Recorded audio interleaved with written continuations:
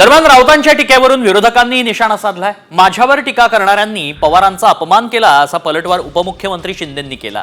तर राऊत आता पवारांनाही सल्ले द्यायला लागलेत। ठाकरे राऊतांची चिडचिड करण्याची गरज नसल्याचं बावनकुळेंनी म्हटलंय।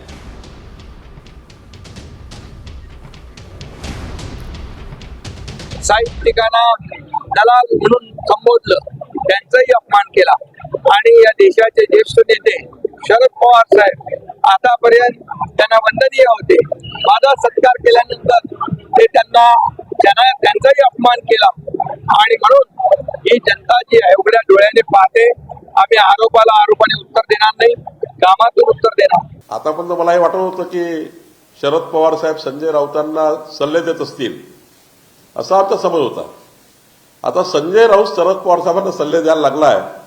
खरं तर मला पवार साहेबांनाही खरं तर वाईट वाटतं की संजय राऊतांचा सल्ला आता पवार साहेब घेतील का।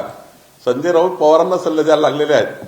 त्यामुळं खरं तर या महाराष्ट्राची संस्कार संस्कृती जपण्याचं काम शरद पवारांनी केलं आहे। त्यामुळे उद्धव ठाकरे आणि संजय राऊतांना चिडचिड करायची गरज नाही। ते का चिडचिड करताय मला माहित नाही।